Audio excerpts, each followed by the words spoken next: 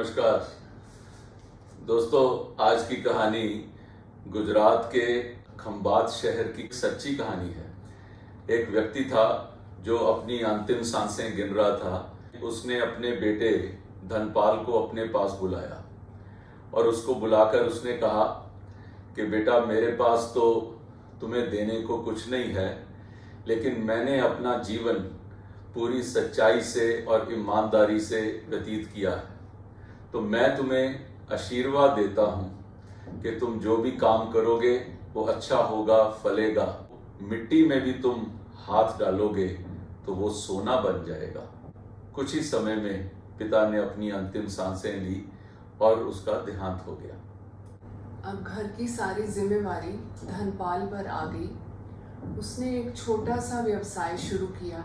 बहुत जल्दी वो व्यवसाय बड़ा हो गया और बढ़ता ही चला गया। धनपाल को ये पूरा विश्वास था कि ये सिर्फ मेरे बाप के आशीर्वाद के कारण है। उनकी सच्ची सुच्ची कमाई के कारण मुझे उनके आशीर्वाद का ये फल मिल रहा है। क्योंकि मेरे पिता ने कभी कोई गलत काम नहीं किया, इसलिए उनकी वाणी में इतना बल था कि मुझे उनका आशीर्वाद इतना फल रहा है। एक दिन उसके मित्र ने पूछा कि अगर आपके पिता में इतनी ताकत थी तो उन्होंने इतना धन क्यों नहीं कमाया, उनका बिजनेस क्यों नहीं चला, तुम्हारा क्यों चला? तो धनपाल ने जवाब दिया कि मैं पिता की ताकत की बात नहीं कर रहा, मैं पिता के आशीर्वाद की ताकत की बात कर रहा हूँ। लोगों ने उसका नाम ही रख दिया था बाप का आशीर्वाद। कई साल बीत गए और धनपाल का बिजनेस बढ़ता ही गया। वो जिस भी काम में हाथ डालता था उसको प्रॉफिट ही प्रॉफिट होता था। एक दिन उसके मन में ये ख्याल आया कि मैंने हमेशा प्रॉफिट ही देखा है, एक बार नुकसान पाकर देखूं कि उसका स्वाद कैसा होता है। तो उसने अपने दोस्त को बोला कि मुझे कोई ऐसा बिजनेस बताओ जिसमें नुकसान हो, मैं देखना चाहता हूँ कि नुकसान कैसा होता है। तो उसके दोस्त को लगा कि इसको बहुत घमंड हो गया है, इसको तो मुझे पाठ पढ़ाना ही चाहिए। तो उसने कहा, भारत में से लौंग खरीदो और अफ्रीका का एक आइलैंड है ज़ैंज़िबर, वहाँ पर जाकर उसको बेचो। तो धनपाल ने सोचा कि बात तो ठीक है, ज़ैंज़िबर से लोग लौंग, दालचीनी वगैरह लेकर आते हैं और इंडिया में आकर उनको 10-12 गुना प्राइस पर बेचते हैं। तो अगर मैं यहाँ से लेकर वहाँ जाऊँगा बेचने तो नुकसान तो होगा ही। धनपाल ने सोचा कि लौंग खरीद कर मैं उस ज़ैंज़िबार द्वीप के ऊपर खुद ही लेकर जाऊंगा। उसने बहुत सारे लौंग खरीदे और वो लेकर अफ्रीका के ज़ैंज़िबार द्वीप की तरफ चल पड़ा। वहां पे द्वीप पे जाकर जब वो उतरा तो उसको पता लगा कि वहां पे एक सुल्तान का राज है और रेतीली जगह के ऊपर वो चल के आगे बढ़ ही रहा था। उसने सामने से देखा कि एक व्यक्ति आ रहा है जो सुल्तान जैसा दिख रहा है। उसने कुछ व्यक्तियों से पूछा कि ये कौन है व्यक्ति, तो उन लोगों ने बताया कि ये वही सुल्तान है जो ज़ैंज़िबार द्वीप का राजा है। धनपाल ने आगे बढ़कर सुल्तान को नमस्कार किया।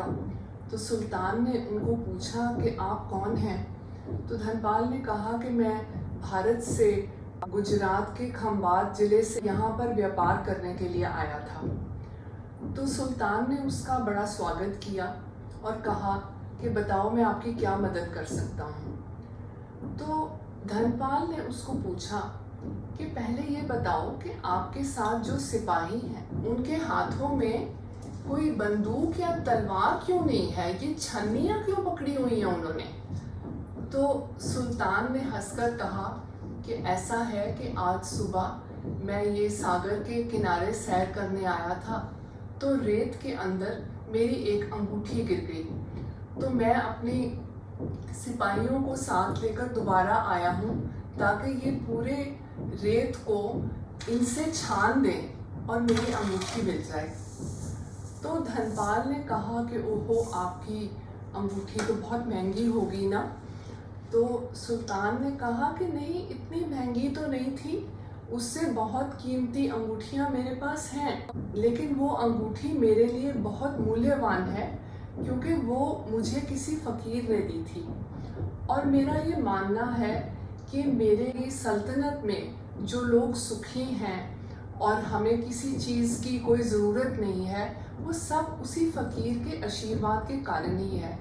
इसलिए मैं हर कीमत पर उस अंगूठी को ढूंढना चाहता हूँ। उसकी बात सुन के सुल्तान ने धनपाल को पूछा कि आप यहाँ कैसे आए हैं। तब धनपाल ने कहा कि मैं हिंदुस्तान से यहाँ पर लौंग बेचने के लिए लाया। पूरे जो शिप के अंदर ऐसे लौंग भरे हुए हैं, मैं यहाँ पर उनको बेचकर मुनाफा कमाने के लिए आया। तो सुल्तान ने कहा कि ये आपको आइडिया जरूर किसी आपके दुश्मन ने दिया होगा। जो ज़ैंज़िबार द्वीप है ये दुनिया भर के अंदर मशहूर है कि यहाँ से लोग चंद ही पैसों के अंदर इतने सारे लौंग खरीद कर दुनिया में जाकर उसको 10 गुना 20 गुना दामों पर बेचते हैं। धनपाल ने बोला कि मैं ये देखना चाहता हूँ क्या मेरे पिता का आशीर्वाद यहाँ पर भी काम करता है।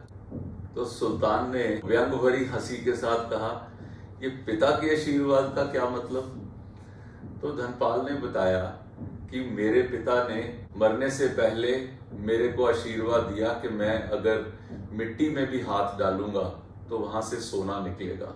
तो आज मैं ये देखने के लिए आया हूँ कि इस व्यापार में भी क्या मुझे मुनाफा होता है या नुकसान होता है। इस बात के साथ साथ धनपाल नीचे झुका और उसने रेत में से एक मुट्ठी रेत उठाकर अपनी उंगलियों में से ऐसे गिरानी शुरू करी और दोनों ये देखकर हैरान रह गए कि उसके हाथ में एक बहुमूल्य अंगूठी रह गई।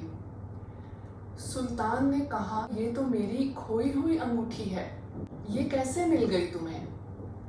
या अल्लाह, तुम एक पिता की बात को भी पूरा करते हो, ये कितने आश्चर्य की बात है।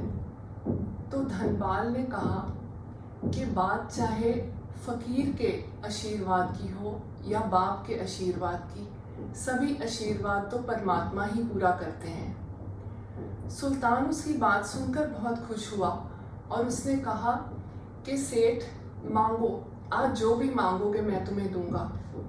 तो धनपाल ने कहा कि मुझे कुछ नहीं चाहिए, मैं चाहता हूँ कि आप 100 साल जियो और आपकी प्रजा हमेशा खुश रहे और आप उनकी सेवा करते रहो।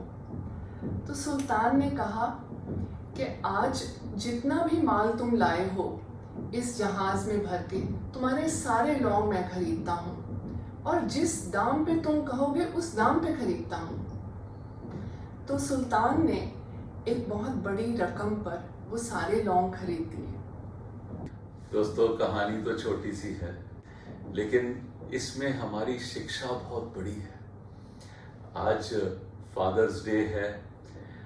आज पिता के आशीर्वाद का महत्व समझाने के लिए ये कहानी आपके दिल को जरूर छू जाएगी।